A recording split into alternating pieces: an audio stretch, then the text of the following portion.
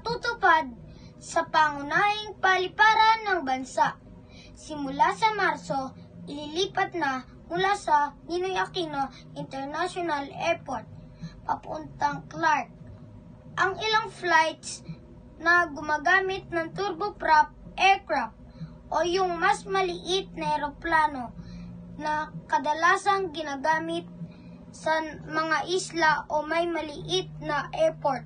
Ayon sa Manila International Airport Authority base sa Manila Slot Coordination Committee, magkakaroon ng gradual transfer ng turboprop flights sa NAIA at ililipat sa mga secondary airport gaya ng Clark.